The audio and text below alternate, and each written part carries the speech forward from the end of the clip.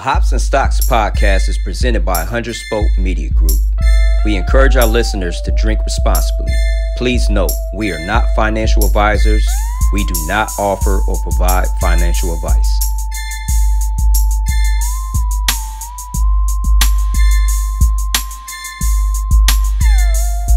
I'm Spoke affiliated from the city of Gems. Welcome back to the Hops and Stocks podcast, brought to you by 100 Spoke Media Group. Did you do one of those? All right. Shout out. This is episode 62. We got myself, Blast, and B-Dub here. Our guy Doug couldn't join us this evening.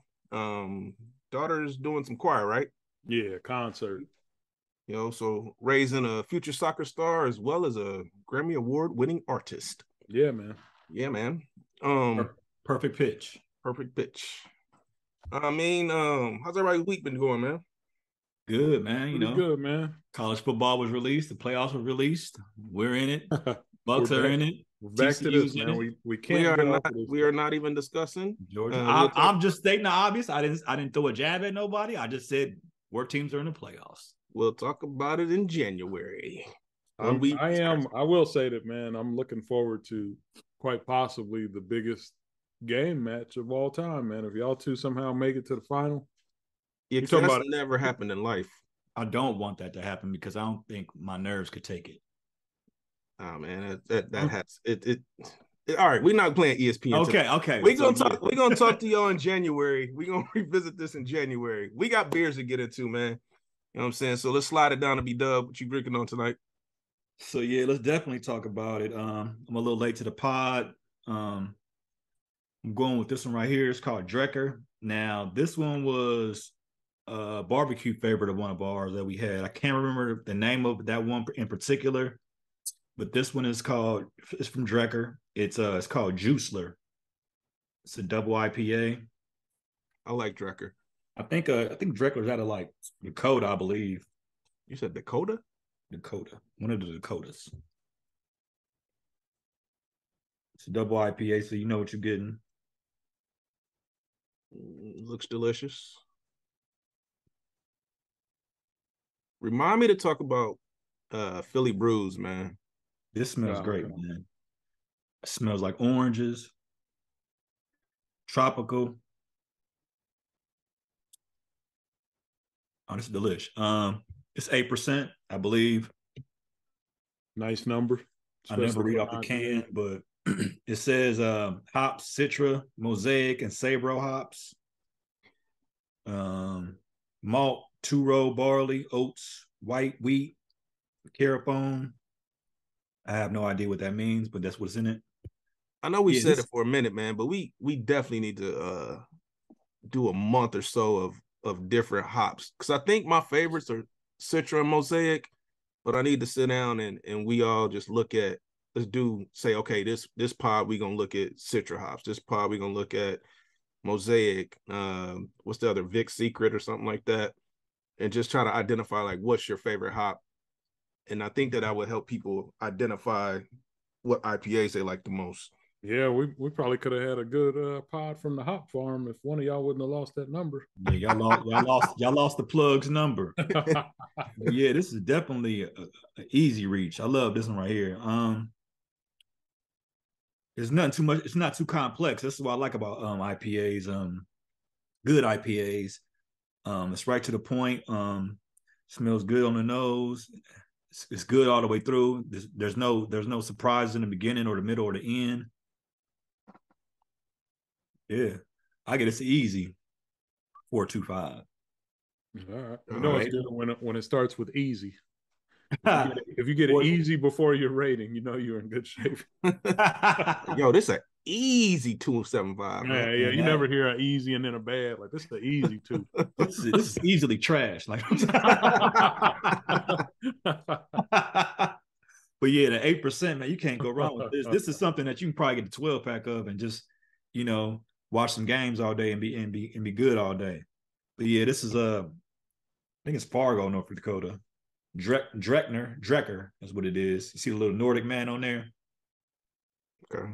Some decent can work on there. Yeah. Yeah, I'm loving this. Juiceler double IPA 425. What you got there, Blast? All right. Oh, damn. I didn't even see that on the back.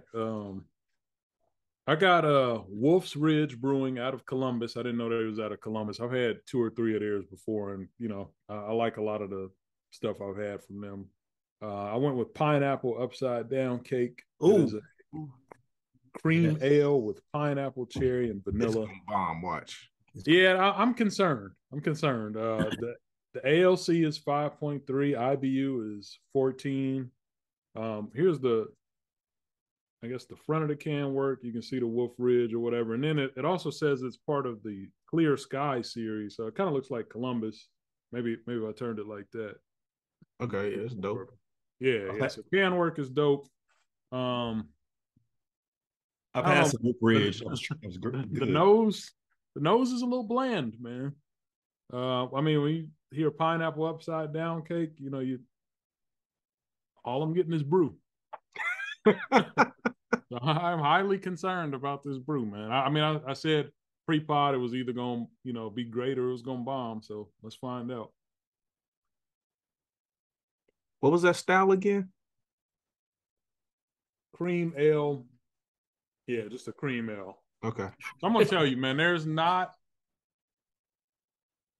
trash. There's just not enough of the flavoring to it. Yeah, cream ales are usually kind of light. Yeah, they're almost kind of porterish.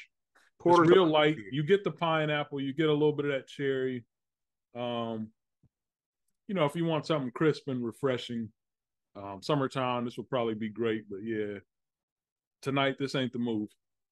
That porter that I secured for you, E, it'll change your mind about porters, man.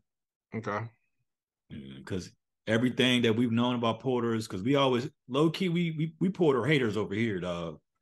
Hey man, I've never been a porter hater. I think I was one of my earlier introductions to Rheingeist was a good porter called Panther. I don't think they make it anymore.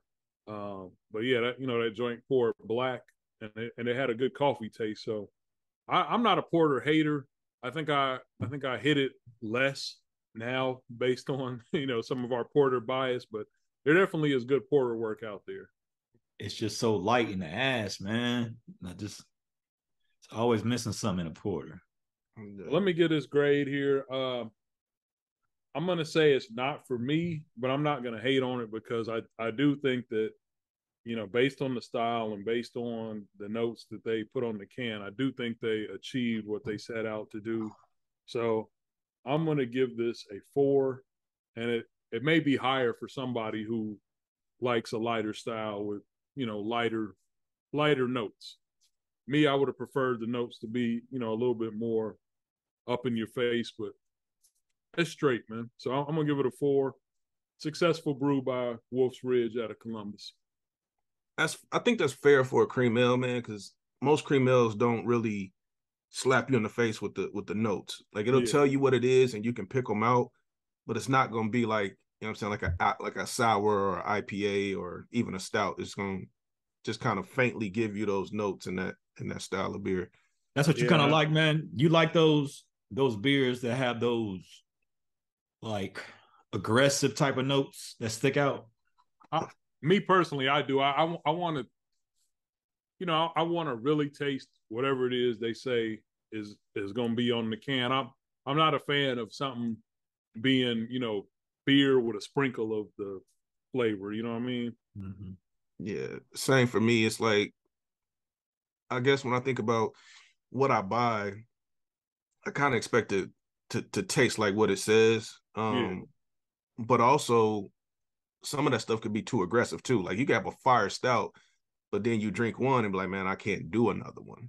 You know what I mean? Like it's a 5, but you can only drink one. Yeah, so it's a fine line. It's a fine line between being too strong and being, not enough.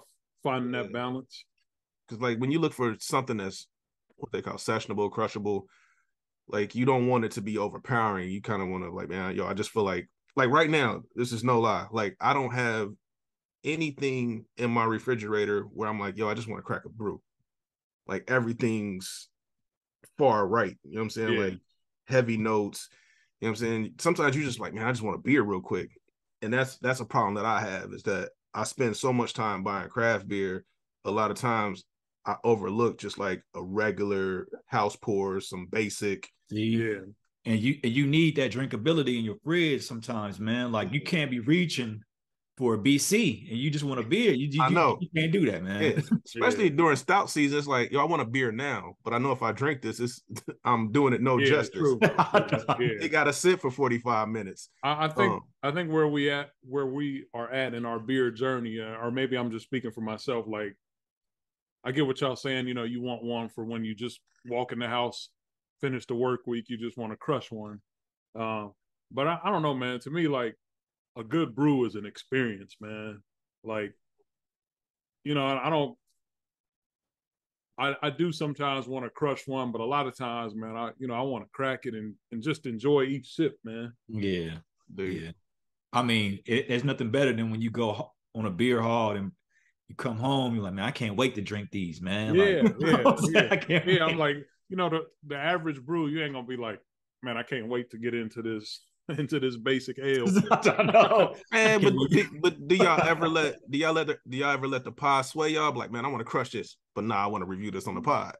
Yeah. Oh yeah. I mean, like, you definitely save your heat for the pod, man. Yeah, but if you buy like all heat, like there's a lot of times I'm like, I don't want to do this on the pod, and then next thing I know, I done bought something else, or I done forgot about it and went on to something else. Well, see, man, what I do, and I'm not saying it's right or wrong, but I basically just go on Monday and I pick out my pod. Now I might get some other things, but I definitely go in there looking for, you know, something that's eye catching for the pod. Yeah. Like, okay, this is my pod beer, and I saw this too, so I'm gonna try this on Friday or whatever, and then, you know, maybe I'll get a discount 6-pack, you know, just for the hell of it, like for B-Dub says, when I just want to go to the fridge right quick and crack a brew. Mm-hmm. I can dig it. What you got, E? I have a 2018 Black Belle Imperial Stout. This is by Blackstone Brewing. They're local here to Nashville, and the barrels that they aged this in are local here to Nashville. So this was aged in a Belle Meade bourbon barrel. Belle Meade is made by Nelson Greenbrier. If you guys get a chance to come to Nashville, it's a cool little distillery over by Marathon Music Works. One of the first places I went when I first moved here, I looked up breweries and distilleries, and they was fairly close to my house. This drops on Black Friday, similar to Bourbon County, but this came out in 2018, so this is about 4 years old. And I had a conversation with a gentleman in line when I was waiting for this year's Bourbon County drop, and he was just talking about the coconut notes on stouts. He was just talking about how if you let them age, like that note kind of dissipates and you might miss it. So I was like, damn, I know I got a coconut in my little stash that's old. So I don't know what to expect with this, but looks like motor oil. You can still see kind of like that golden ring around it. It's not sticking to the glass, but it's not, you know what I'm saying, porterish. Kind of look like a Pepsi almost. But let's see what we got.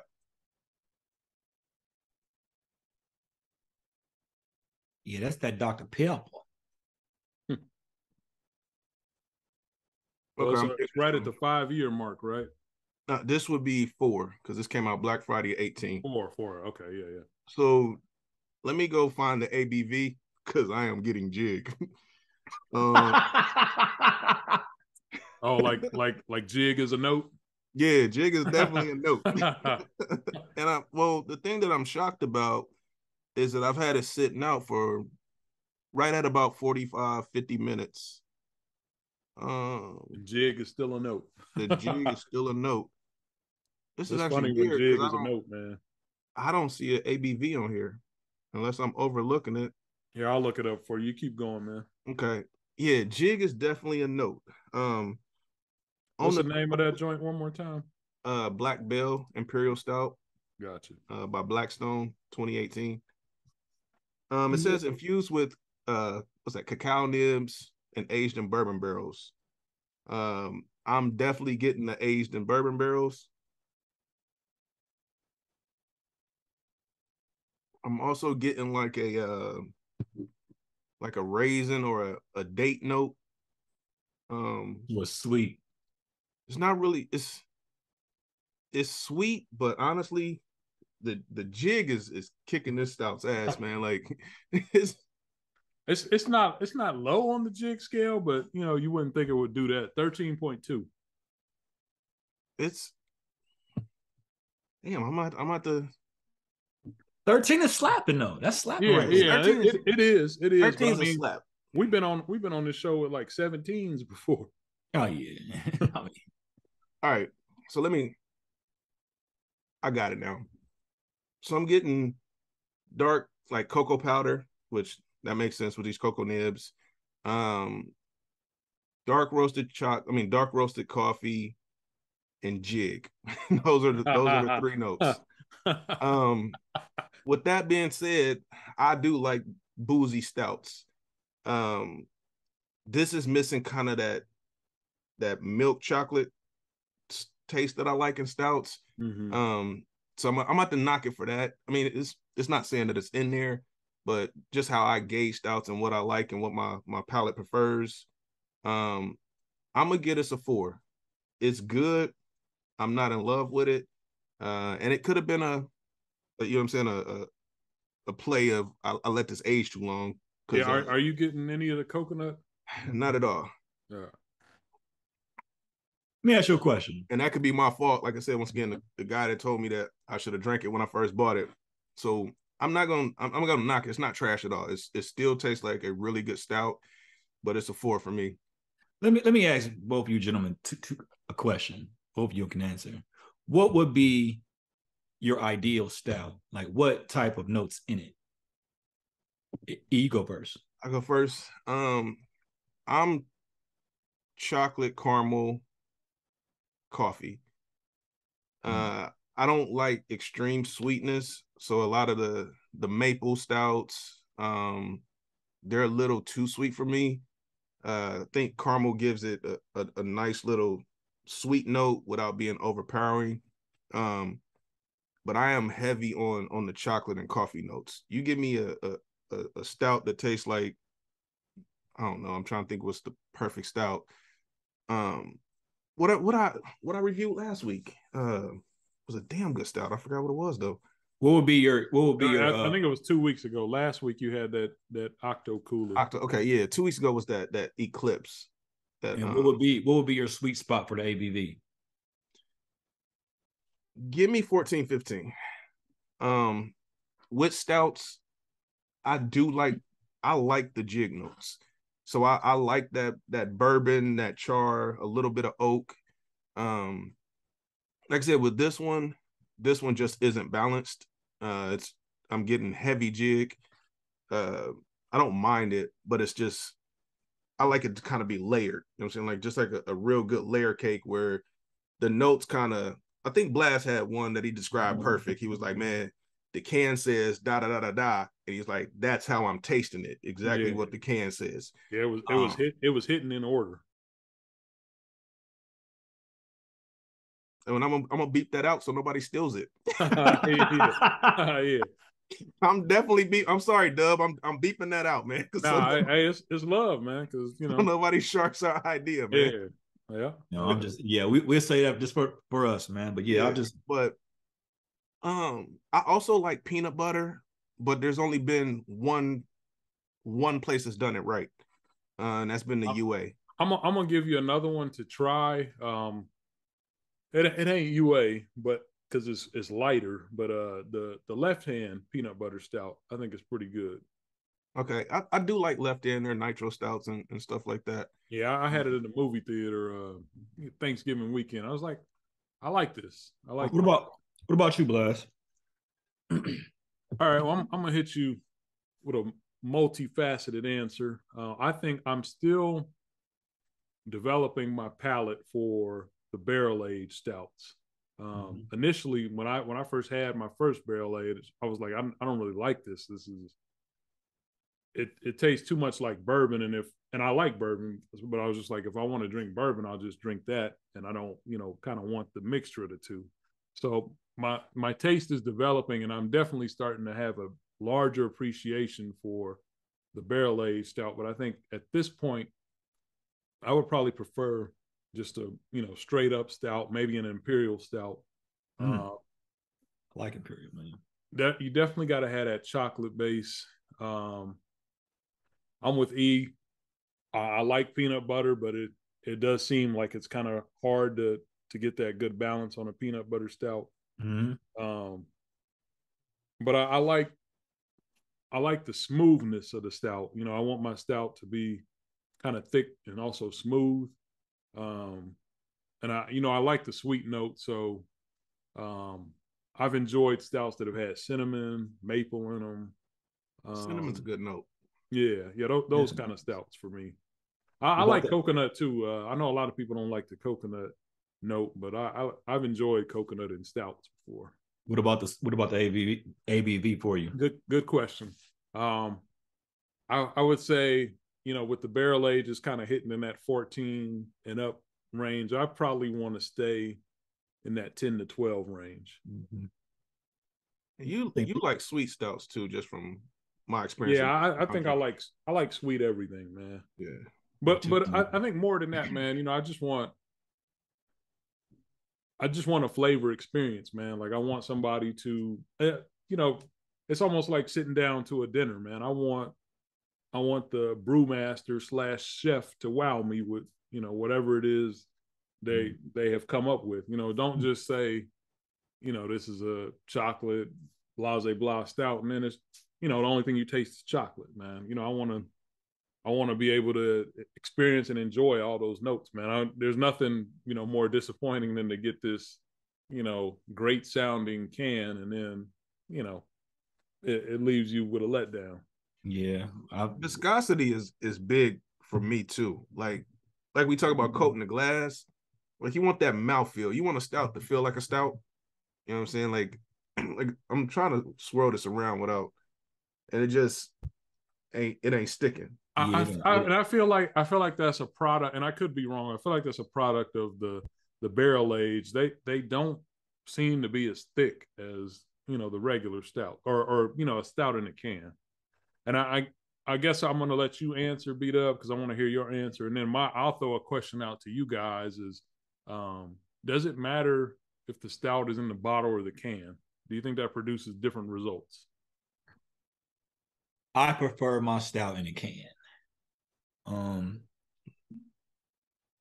Every stout I've had in a bottle, it just seems like it's a difference between tap and out the bottle. To me, it tastes different to me, in my opinion.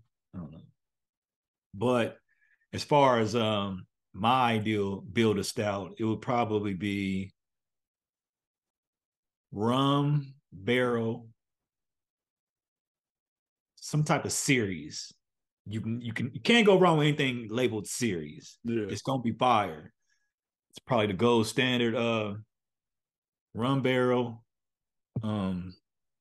Definitely chocolate, some type of roasted anything. Yeah, that coffee note, my bad too. That coffee note is important, man. So definitely rum, chocolate, maybe a graham cracker and some roasted coffee note. And I'm going around about 12 to 14 on ABV. Okay. So, yeah. To go back to that that bottle can thing, I have some bottles that are absolute fire. And what I kind of noticed too is, and this probably doesn't make a difference, but a lot of my 22-ounce bottles, like them joints be fire. You know what I'm saying? Compared to like the 12s. And I know I text Blast earlier today when we was talking about something. He was telling me about the HH that you was asking me if I wanted something. And I was like, man, we need to get together like within the next, 30, 60 days and do a stout bottle share. Because when he was asking me a question, I had to go check what I had in my cabinet. And I was like, man, I have absolute fire in my cabinet. Like, I know for sure I have a lineup that you ain't seeing me. You know what I mean? Like, absolute fire. Yeah. And I was like, man, I kind of want to tap into some of the older Bourbon County Stouts. I got some older CBS, some older KBS. You know what, E? I don't mean to cut you off, but along with that, just to piggyback off your idea, we need to. I want to have a tasting test when we go into something that hasn't been aged versus when it's been aged. Like, how much of a difference is that? Yeah, yeah. You know, and we could probably do that with the Bourbon County. Yeah. I got an extra 22, an extra 2022. I could probably get another extra. They had them at my HH still, just the basics, versus something that's been aged. Yeah, like how much of it is it worth to wait? The 2 and 3 years, 4 or 5 years for something that's not really that much better or that much different than the original. A lot of the times, the notes kind of mellow out. Like a lot of those boozy notes kind of mellow out. This one is the opposite. And real talk, so this has been out for an hour and it's getting boozier about a minute. You stirring up the jig every time you pick it up. Yeah, man. It's like this mug is like you said, Blast. Like I feel like I'm drinking bourbon, and I absolutely love bourbon. You know what I'm saying? I got probably 100 bottles of bourbon. Yeah. But you want something different. Yeah, I wanted a beer. Yeah. I wanted a stout, and this mug is a little overpowering. And Belle Mead, actually, I mean, they make a really good bourbon. But yeah, we got to get together, man, and crack some stouts. Because like I said, I have stouts going all the way back to 2018 is my oldest right now. I think I drank my last 17 that I had at Bourbon County. But I still see people posting like some of my local bourbon groups that got stuff going all the way back to like 2013 and things like that. But I absolutely, like I said, I love stouts, man. And when they done properly, I don't think it's a better style out there. You know what I mean? It's just well, let me correct that. I don't think that there's a style that gives you more of an experience than a stout. And it's the same reason why I like bourbon, because I like to sip bourbon and see what notes I pick up. You know what I'm saying? Like, it's the reason why I explained to somebody this weekend why I don't drink vodka. It's like, man, vodka, you get one note, rubbing alcohol. You know what I'm saying? Or unless they infuse it with some type of fruit. Like bourbon. You ain't getting nothing out of vodka. Yeah, like with bourbon, it's just so many different layers, and I feel like you get that with stouts. You do get that with IPAs and fruited beers. Fruited beers too, yeah fruited beers, but it's always something different, especially with barrel age. And it's once again similar to bourbon. The barrel is always going to be different. The climate's always going to be different. So you're never going to get a consistent product. You know what I mean? Like it's from year to year that brew is going to be different. I wonder why the bourbon age has that different or the barrel age, my bad. I wonder why that has a different mouthfeel than just, kind of the canned stout. Well, now you got me curious, man. And I think I might save it for next week. I'm gonna crack 2 next week. I'm gonna do 2 stouts. I'm gonna do a bottle and I'm gonna do a can, and we're just gonna look at it. Now I'm probably gonna be smacked off my ass, but I'm gonna do that for the pod, man. All this stout talk makes me want to hit street side, man. Street side, that stout experience we had in May, where they had that churro joint. Yeah, street side does stouts really well. And the thing is, like when you hop off in street side, like they be having like five. Yeah. Very rarely do you go to a spot that has 5 stouts on tap. Which brings me to my transition. I said, remind me about Philly. So I was in Philly this past weekend, not understanding that Philly has a phenomenal beer scene. I ain't never heard of Philly beer. Right. Only Pennsylvania thing I know about is Yingling. Man, yeah. If I would have known that it was that much fire there, I probably would have brought an extra suitcase and brought stuff home. I went to this place called Iron Hill Brewery. Man, absolute fire. I had a flight of 4, a second flight of 4. And you know me, I if I get a flight of 4, I'm doing 2 IPAs, 2 stouts. Absolutely, man. They had one of the best stouts I ever had. I can't think of the name. I got a picture of it. Now I have to bring it up, and I don't know where my phone is right now. Iron Hill was dope. I went to another spot called Lovecraft. I didn't necessarily like the vibe it was. Well, no, I didn't like the vibe. I just didn't like the beer tender. Seriously, man. Like I was like, yo, can I do my own stout? Can I do my own flight? He was like, nah, we only got basically pre-made flights. So that was kind of that kind of turned me off, right? And then and so I was like, okay, let me try this. And I couldn't lie. I was like, oh shit, this flight is fire. Like I wanted to be pissed off because I wanted to be mad that I couldn't build my own. But it was fire. It was fire. Dope. I went to another spot called Triple Bottom. Wasn't impressed by their stuff. Only in one, they didn't do flights. They would let you sample and taste stuff, but I was just like, and I hate committing to a 16-ounce pour. Like when I go there, it's like I'm trying to figure out who are y'all. You know what I'm saying? Let me do 2-3 flights, and then I might settle in on a stout. I'm gonna spend more money on the flights anyway, so it's like, let me sample everything. Yeah. I stayed there for like 1 pint and was out, but I went to this spot called Monk's Cafe. Now I don't know how true this is, but according to Google, it's one of the top 5 places to have a beer. Now this place was I don't know Philly, so I can't tell you the neighborhood, but Monk's Cafe, if you're ever there, go check it out. Their beer list was probably one of the most unique beer lists I've ever seen in life.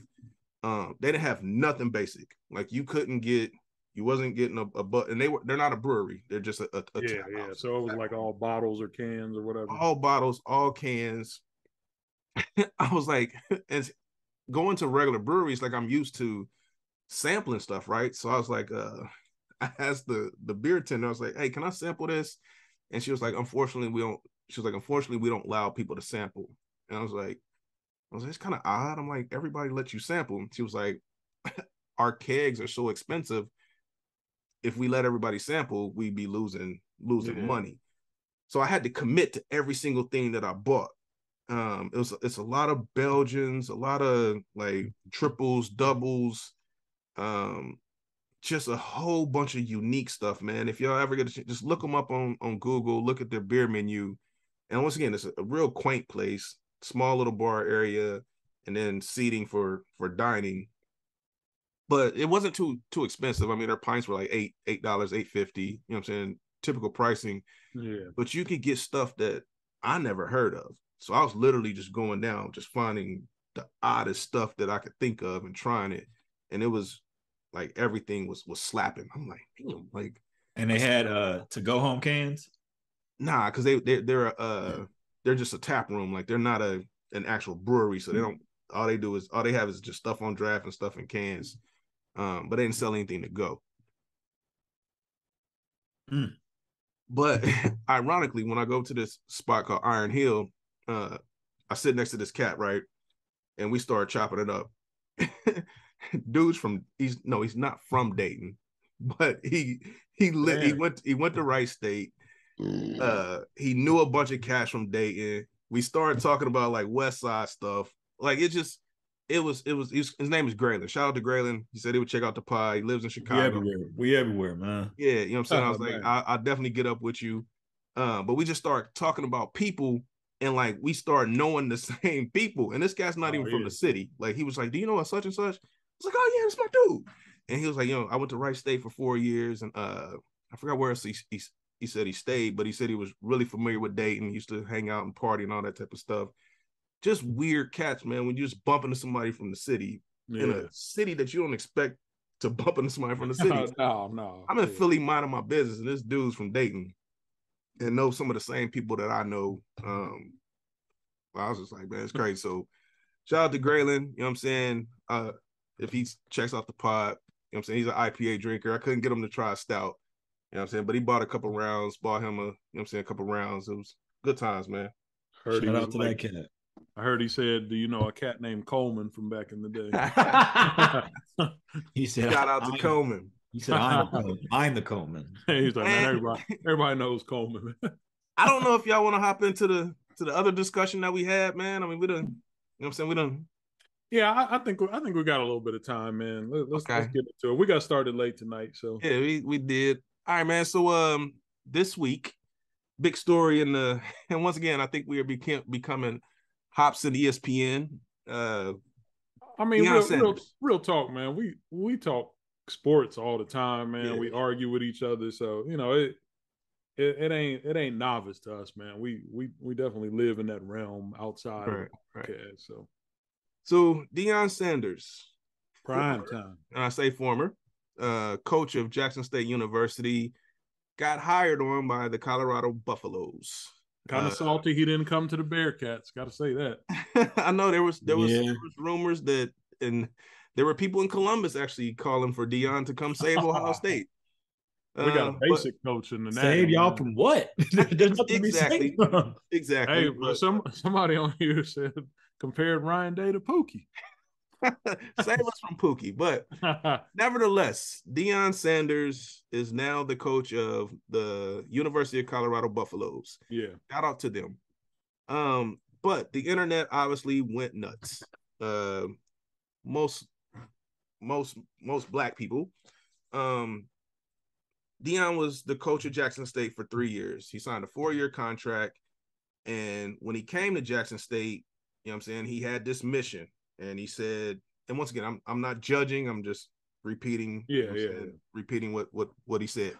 His mission was to bring, you know what I'm saying, more opportunities to HBCs, more eyes on HBCs, and basically grow HBCs and bring in, you know what I'm saying, kids who feel like their only path to the NFL is to go to a, you know what I'm saying, Power 5 conference school. You know what I'm saying, first move he makes is he flips a kid. I believe that was going to Florida State. Was it number one? The number one. You know what I'm saying? Number one cornerback, I believe. Running back. I thought he was a cornerback. Running back. He plays cornerback too. Okay. So he flips the number one recruit from Florida State to Jackson State. So that obviously that's a big deal. I mean, he was even catching the ire of Saban, you know what I'm saying, who tried to throw him under a bus during, you know what I'm saying, a Saban rant about, you know what I'm saying, NIL. Neither here nor there. But, you know what I'm saying, there's been a lot of discussion around it.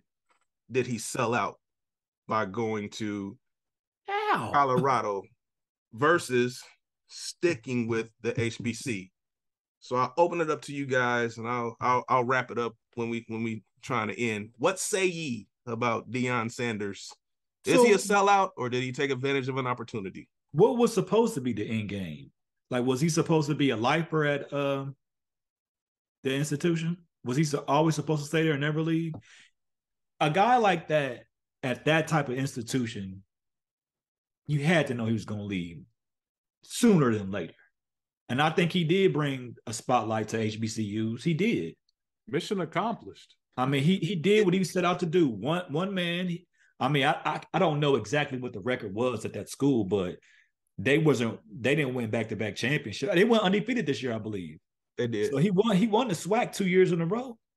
I mean, he upgraded those facilities. I mean, when he first got there, yeah, they was a little rough around the edges. I think they stole some items from him in the locker room. Oh yeah.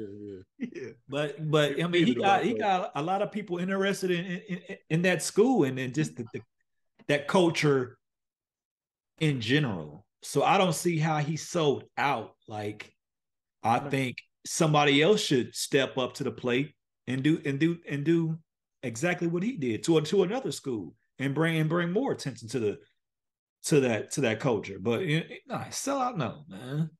No. So Deion is iconic.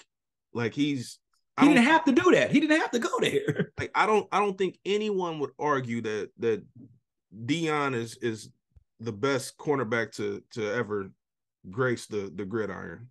You know what I'm saying? Like, and even if you don't, even if you do argue it, you can't argue who Deion is. Like, he's top 5 cornerback. He's Hall of Famer. Icon. He's electric. He brings energy. And so when he came in, he said, my goal is to change the perception of HBCUs. So I ask you, B-Dub, is the mission accomplished? And once again, I'm not forming an opinion. I'm just asking the question. is it accomplished? Because one, he had 4 years to do it. Jackson State, when he leaves, or when he left, obviously, he's already taking some of the major recruits that were going there and that were already on the team. One being his son, one being Travis Henry. I believe the dude's name is Travis Henry. I apologize if it's His not. name is Travis, for sure. Yeah. Some of his recruits have decommitted from Jackson State. You also have players at other Power Fives that want to go to Colorado. I think maybe a running back from Alabama and a lineman from somewhere else. So do you think that the mission is accomplished? Because I know he anointed the next coach, and I don't know if that coach will get the job, and I'm sorry, I don't know his name. But does Jackson State go back to being irrelevant? Because if Jackson State doesn't go undefeated next year, and they don't, you know what I'm saying, they're not on TV. I believe they said there was 125 HBCU football games on television. And that, once again, that's not a product of Deion Sanders, because I heard that ESPN had already signed that deal prior to him going to Jackson State. Yeah, I mean, anything is on. I mean, with ESPN Plus, all the games are on, man. You can watch whoever you want. Mm-hmm. Well, let's just peel back some I guess layers. what does done look like? What does mission accomplished look like? Shout out to Prime, man, because it looks like what, I mean, I'm sorry to hop in, but it looks like what he did. Like he did. I'm upset because we hold people to different standards than what we hold ourselves. Like, and I'm not gonna say it's about the money, because he probably has plenty of it. But I'm like, if you work at, I don't know, McDonald's, and they paying you $15 an hour, and Burger King comes along and says, you know, we'll give you more responsibility and $20 an hour, you jump. And nobody is upset with you for jumping, because like you said, a better opportunity has come along.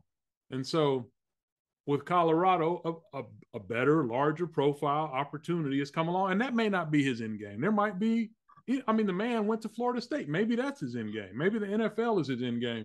What I look at is the man is coaching in a sport that is predominantly Black, African American. So the same people that he, you know, he helped the university a lot.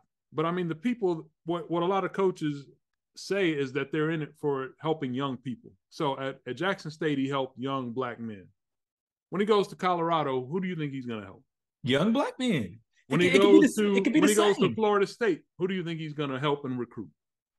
My thing is, when he goes to the NFL, is the NFL 50-50? No. Is the NFL predominantly Black? Yep. Yes. So at any level that this man moves, he's going to be helping young Black men. What else can you ask for? Like, what else are you asking of him to do? You want him to save a whole university? Well, I mean, in the 3 years that he was there and built that profile up, now it's on, like you said, either the next coach and the administration to build off of that momentum. Like to throw it to where we're from at UC. You know, we were a run-of-the-mill program for the longest. And then D'Antonio comes in, takes us to another level. Then Brian Kelly comes in, takes us to another level. And we understand, at least I do, that UC is not a destination job. So you have to be appreciative of what you've gotten for the time that you've gotten. Like, if a coach comes in and balls out for 3 or 4 years, instead of being mad when they leave, be thankful for the blessing that you got. Like, man, Fickle, it was a hell of a ride. I mean, B-Dub, you can speak to this. We used to go to the football games and walk in. There was no ticket, nothing. You just word. You walked in and you went to the front row and you were good. And there was availability next to you.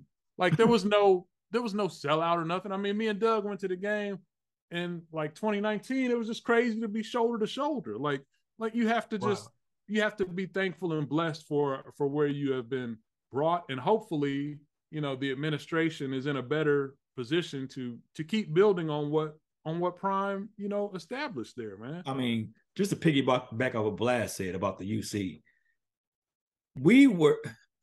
UC's campus is in Clifton. We were in Clifton at the time. could see the stadium. Could see the stadium and From didn't the go to the dorm. game. Yeah. We went to the game as an afterthought. You want to go in here? Why not? We ain't got nothing else to do. Just walk right on in. Man. But yeah, just to piggyback off of that, first of all, shout out to Prime, man. He's been a leader of men at every level he's coached at. I mean, this man is an icon. He doesn't have to do all this. He can get a cushy commentating job and just sit back and just, do what he does. Or do nothing. Yes. So he doesn't have to do this for one. He did it in high school with high school kids. He took Jackson State. Now, is the mission done? I don't know. But did he leave Jackson State better than he did when he found him? Yes. That's the mission for anything in life. Leave it better. Whatever you have, you ought to try to leave it better than how it was when you got control of it. So that's what he did. Here's the contrarian. I'm just playing moderator here. Yeah, and I feel you. And I'm gonna be real with you. Yeah, I don't even want to hear the contrarian. I mean, I know you got to give it. Yeah, but okay. So man. So let's say he can't. So you said he left it better than when he started. Yes, yeah. From a football perspective. Now, I don't know culture wise too. But so let's take two elements of that dynamic. So one, Deion's thing when he came in was, I want 5-star athletes to realize and appreciate HBCUs. I want them to realize this can be the destination and their path to the NFL. So he was preaching, you don't have to go to Power Fives. You can come to Jackson State, or you can go to any HBCU and still be sought out by the NFL, still ball out. Now, if I'm coming in and I'm saying that, has he done enough in 3 years to validate bouncing to a Power Five? Because if you're telling kids like, hey, yo, don't go to Alabama, come here. But as soon as Colorado comes a knocking, and once again, for anybody that doesn't know, he was being paid $300,000 by Jackson State, and I believe he was donating half, if not all, of his salary back to facilities and things and improvement. He's been offered $5 million by Colorado. So if that's what you're preaching and that's what your calling card is to these kids when you're going in their home, is it hypocritical when the first big institution comes a knocking to take the bread and run? I'm going to say no. First of all, we don't know that was the first institution. We don't know it was first. And why are we putting all this weight on Deion's shoulders? He's not the first icon to have a coaching job. I think Eddie George. Yeah, isn't Eddie George coaching? He's coaching at HBCU, but nobody puts that weight on his shoulders. Doug Williams like the whole. Oh, but hold on. Before y'all go further, Eddie George did not go to TCU saying, I am here to save TCU. I am here to. He didn't say what Deion said. Deion. He probably said that in other words, though. I mean, Eddie George came in more or less just. I feel like Eddie George was, because Eddie George, one, I mean, we know personalities.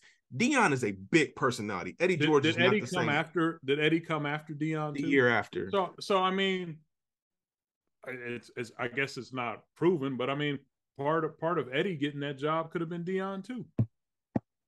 Mm-hmm. Yeah, that's what I'm saying. Like, he started something right there. Everybody can't, like, I know this is a saying that everybody can't go. Everybody is not going to go to Colorado. Somebody going to have to stay in Jackson State, man.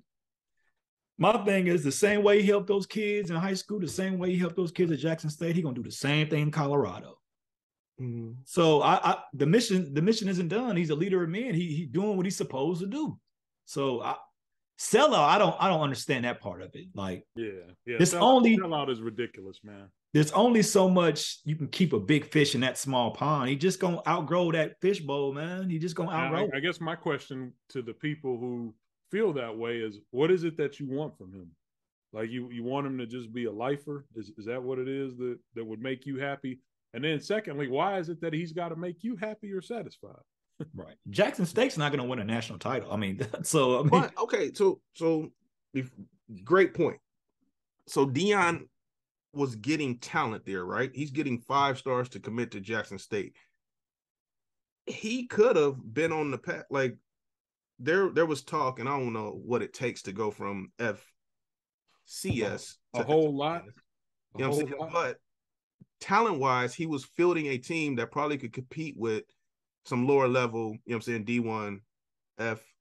Am I getting them wrong? FBS. Yeah, what? FBS, FCS. Yeah. Do you think Jackson State can deal with the bottom tier of the Big Ten? No. I feel like Jackson State playing Indiana or Northwestern, yes, I think they would beat them. Well, I guess I would say to you is they're not even like the top of their, you know, I don't think they won anything in their type of playoffs. Whatever, again, FCS, FBS, we're not exactly sure which one is which, but I feel like they're maybe ranked top 10 in that, but I don't know if they've made any noise playoff wise in that. Because I think the level that they're at. Well, I think people are interpreting what Deion said is we are trying to level up to the point where we're respected as Power 5. Once again, it's extremely hard when you don't have the resources, you don't have the money, you don't have the donors, you don't have the boosters. Like, you're never going to be Alabama, Ohio State, Michigan, Texas, because you don't have the alumni to contribute to the resources that you need. But you have someone like Deion who is said to have leveraged his relationships. So he leveraged the relationship with Michael Strahan to get the entire team suits and, you know what I'm saying, dress clothes for travel. He leveraged his relationship with American Airlines so they weren't on buses. Like, they flew to all of their games that were out of state and things like that. The next coach doesn't have that brand name recognition that Deion has, doesn't have those relationships. So he's not going to, and Deion, in my opinion, doesn't owe Jackson State anything at this point. I'm no longer y'all coach. Now I'm not going to make sure everybody gets on first class American Airlines. So when we say, did he leave it better than he found it, to an extent, but they also, in my opinion, they take a dip because he did leave. And once again, I am not knocking anyone who says, hey, I want to make $5 million versus $300,000. Anybody on the planet. I don't think it's about the money, man. I mean, me personally, I think it's about the challenge. Like, the opportunity. I think at the end of his coaching career, he wants to be able to say, you know, I went up against the big dogs and won. And he did. He won. He won at Jackson State. Is there a different? He signed a 4-year deal at Jackson State. He left after 3. So is there going to be a bigger difference in ripping the band off at 3 years or 4 years? He was going to leave regardless. This hasn't come to no shock to anybody. He's been saying this for a long time now. He said he was going to entertain these schools. He said he was, and he did, and he bid on it. I mean, there's no surprise. It's not like he was interviewing in the dark of the night and just, you know what I'm saying, just 11, like took the whole franchise with him or something like that. Like he told y'all up front, there's nothing else the man could do. I think I commend the man. This is, Black people are so hard on ourselves. It's ridiculous. Yeah. No other race has to deal with carrying everybody on your back like we do. So One man. An argument that I heard, and the story is fascinating to me because I actually agree with y'all. Is like the opportunity as a coach is to grow. But he did set himself up for this backlash with some of his previous comments and statements. Yeah, if he would just, you may be right on that. If he would have just came into the game and said, "Hey, I'm coming to Jackson State to elevate this program," done. You know what I'm saying? Like, I think he'd be fine. But he shouldered HBCU elevation. He shouldered making 5 stars understand, like, hey, you don't got to go play for the Power 5. You can come here. You can go to Howard. You can go to Bethune-Cookman. He came in saying that. Like, that was his calling card. And he was saying, I was called to come to HBCUs to elevate HBCUs, which arguably he's done. But arguably, he removes the spotlight because he is Deion freaking Sanders. You know what I'm saying? If Deion's not coaching Jackson State, I can guarantee you ESPN don't give a damn about Jackson State. You know what I'm saying? Because they're not, it's not the same. Jackson, unfortunately, his shadow that he casts is so large. Like, when you say Jackson State, Deion. I can't name a single player other than the Travis dude and his son.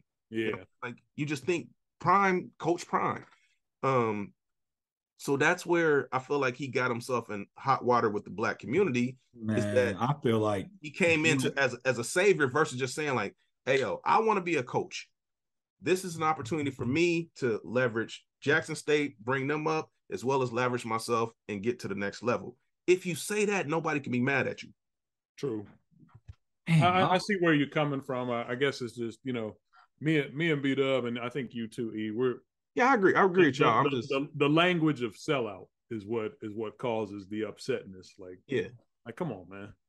Yeah, man. I mean, could he probably worded it a little better? Maybe he misspoke, but shit, man, if you ain't contradicting yourself, man, you ain't growing. These same people that are calling him that would jump in an instant for $5 more an hour. Now we'll see if those players from Jackson State can measure up in big boy ball. We'll see. I mean, the Jackson State players have the same opportunity that everybody else has to go wherever you want. They don't have to stay at Jackson State. If you came there for Coach Prime and Coach Prime is left, guess what? You can transfer. You don't go to a school for a coach. You go to a school for the school. That's what we tell. That's what we would tell our kids. But I mean, that's not all the way factual for some kids. Yeah, I think that's hyperbole, because the fact of the matter is no one was, for 2 or 3 decades, no one was checking for Bama until Saban got there. You know what I'm saying? When Saban leaves, I can guarantee you, unless they get the next latest and greatest top 5 coach, Bama's going to take a dip. You know what I mean? The same thing with that's an outlier, right? That's an outlier coach right there. But I'm just saying, like, people go places for coaches. Like Florida, when Urban was at Florida, that was a destination school. You see where Florida has been ever since he's left the program. Like, I mean, they're not necessarily a destination school anymore. There's certain coaches who hold in esteem that can get damn near any recruit they want because brand name. You're you know what I'm saying, your Kirby Smarts, your Jimbo Fishers, your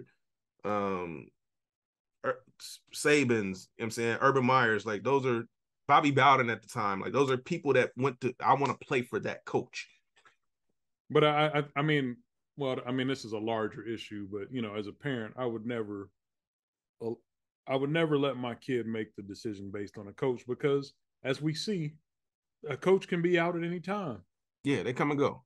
Yeah, but there's certain programs they don't come and go from, though. I mean, because fired too. There's certain programs where they don't come and go. So obviously at Jackson State, like, once again, we're smart enough to understand that Deion was not going to spend 30 years coaching Jackson State. True. He wasn't. Yeah. And you're a fool to think that he was. I mean, like even if you went for Saban, like Saban moved on from Michigan State to LSU to the NFL and then back to college. So I'm like, man, all of these coaches, are always thinking about what's their best move. And I think it just goes back to, as an athlete and as a parent, you have to think about what's best for you too. Like, we all want to sell this dream, like, oh, go to this university and, you rep the university and all of that. Yeah, that was 20 or 30 years ago, man. Now it is, I go to Ohio State, but I'm also looking out for Williams. Yeah. Man. What's in Williams' best interest at the end of the day? Because truth be told, like, there was people mad at Fickle because he just resigned. You know what I'm saying? Like, he just signed an extension and bounced the very next year. Living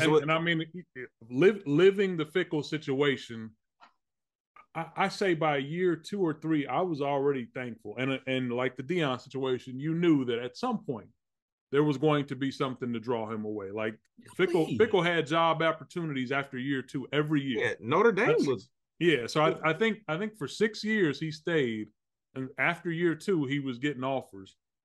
Michigan State came after Fickle, USC came after Fickle. I mean, these are top tier places, and so at some point it's just like, thank you, coach. Soon as Fickle went to the playoffs last year, it was a done deal that he was going. Yeah, the timer started. Yeah, like, he was officially on the clock when they got into that Final Four last year. Man, the timer started before that. He turned down Michigan State.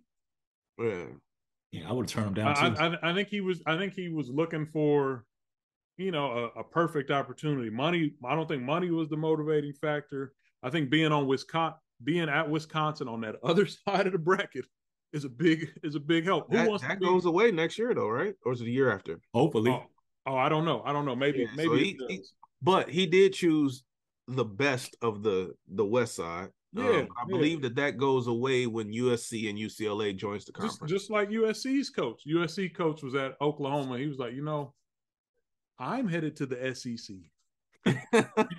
and we are legit in the Big 12. We big dogs. Yeah. But I don't know about when we go to the SEC. I can go to USC and be a big dog like that. But and that's what he did. Lincoln Riley, kids want to play for Lincoln Riley. True, Lincoln Riley could walk in anybody's living room and recruit with Saban, with Ryan Day, with Jimbo Fisher, with Kirby Smart, because he has a track record. Now, once again, Deion being in a lower tier conference, I'm gonna just say D2 because I get them mixed up, FCS and FBS. So basically, just say D2. It's hard for him to walk into a kid's place where an NIL deal going to Alabama can pay $2-3 million versus Jackson State. So he has to work a little bit harder to get that recruit. But he's such a dynamic individual. He showed that he could do it. So I do question if he left a little too early, because I do believe that Jackson State goes back into oblivion with him gone. I don't think they go back into oblivion.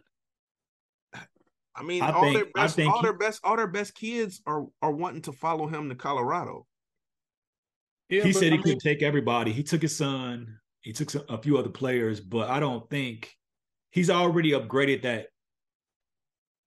that facility, those services that they have over there. I don't think they go back to what they was.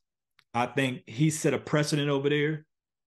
And now they know the game plan. I mean, they might not be able to get the number one recruit in the country no more, but they'll be getting quality players. Yeah, and I'm like, you have, if somebody has left the place better, then again, I mean, it's on the administration and the next group of coaches to maybe you can't reach the Deion level. That might be unrealistic, but you can steady the ship.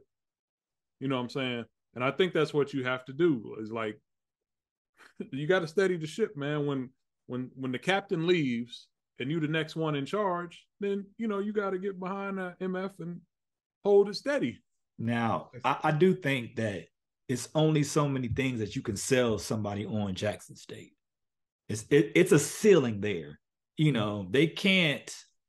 And it was a ceiling for Deion too. I mean, we're talking about, 1 or 2 5-stars. It wasn't like he had a recruiting class that ranked in the top 25. Yeah, like so. I mean, it's not like the expectations are out of this world. Like yeah, exactly. But that's exactly what it is. Maybe you don't get the 5-star, but you get a 4-star or a 3-star. But that was I think that goes back to the issue, because that was Deion's thing, is that I'm going to recruit the 5-stars. I am going to be the champion. Keyword you're saying, I'm.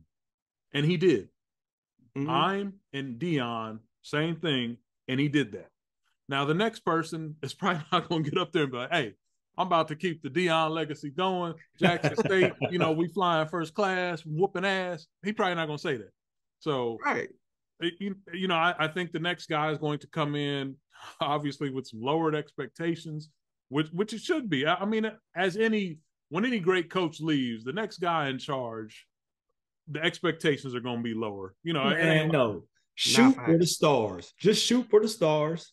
Yeah, but you don't have to say it and be Deion about it. You can't be Deion. Yeah, in your heart of hearts, you can believe like, hey, I'm gonna be better than Deion, but it would not be a wise move to say that. You get up there and you say, thank you, Coach Prime. for what you did for this program, and we are going to do our best to honor, what you have started and keep it going. And then you get in there and do the work.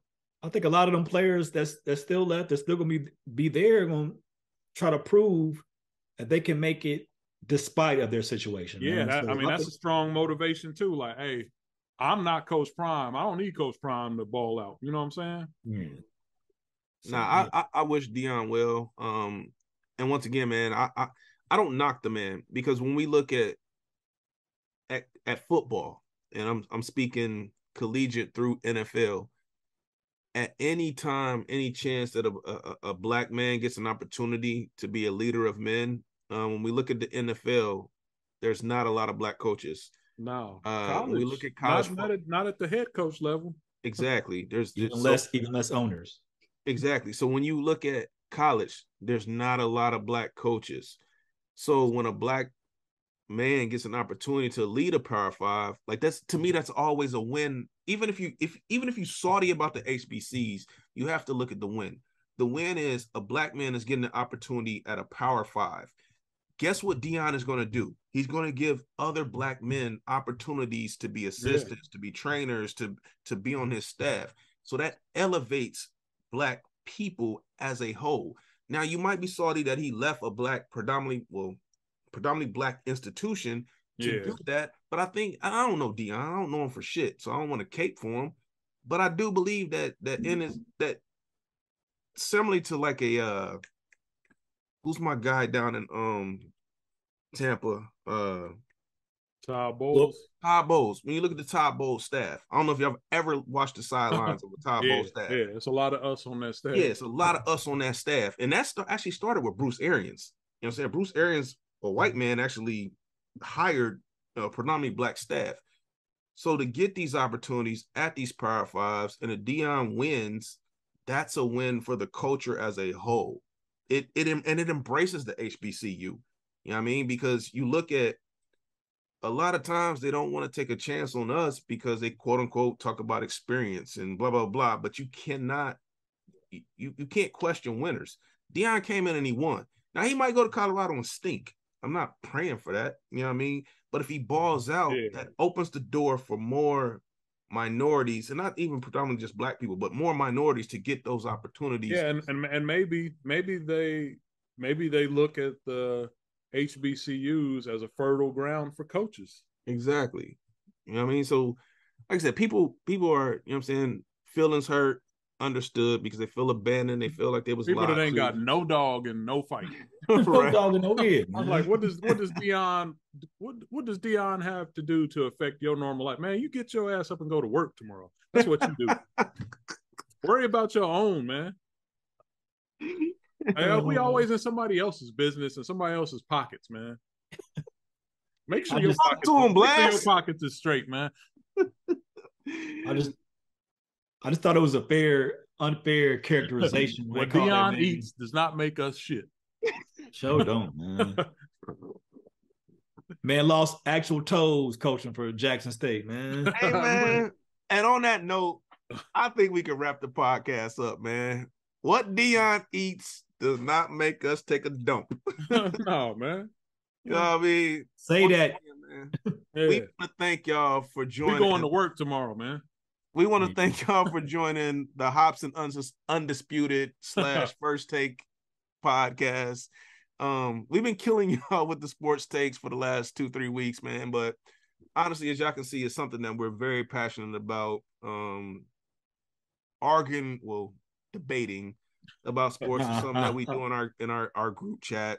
And once again, man, we started this podcast to be as authentic as possible and let y'all in on our group chat, and sports is big. We got one more episode. One more episode. Yeah, man. Close out the year. And we shutting 2022 down. You know what I'm saying? We want to thank everybody for rocking with us, and we're gonna thank y'all again on the next episode. And like I said, we put a little graphic up on Instagram with you know what I'm saying, the stats from Spotify. I don't know if it's fugazi or not, man. They said it was top 30% globally. I'm running with it, man. Yeah, worldwide, baby. I'm running with it. I'm running at mofos in Madagascar are listening to the Hops and Stocks podcast. You know what I'm saying? But we do look forward to giving y'all more content. But like I said, man, sports is kind of like our bag. It's something that we can do on a drop of a dime because, like I said, we're all passionate about sports, passionate about our teams, and we're passionate about this culture, man. Like, so topics that involve sports and culture, it's a no-brainer. You're gonna get it from us. Hey yo, now booking for next year. So if you want to get on that pod next year, factual, hit that line factual. now. Factual. We are looking for entrepreneurs. We're ready for you. We welcome you. Yeah, business owners, people in the finance industry, life insurance, real estate, restaurants, estate planners, tours. Anybody that just wants to get you don't even gotta have a business. You ain't gotta have a business, man. You just want to get on and chop it up with us, man. Like, you got a story, we want to talk to you. Yeah, we want to talk about it, man. Breweries, black breweries, man. Black breweries, white breweries, Mexican breweries, Caucasian. I think I said white already. Asian breweries. Hey, all the race breweries. We are an equal opportunity podcast. We love you all. We are the Hops and Stocks podcast, signing off for episode 62. 62. I'm saying that with a little uncertainty. Blast is telling me I'm right. Yeah, you got it. We got it. We out, man. Peace. See ya. Peace. I got a joke. Be a shell of a man if we ever depart from my heart to I'm riding with you. I'm riding with you.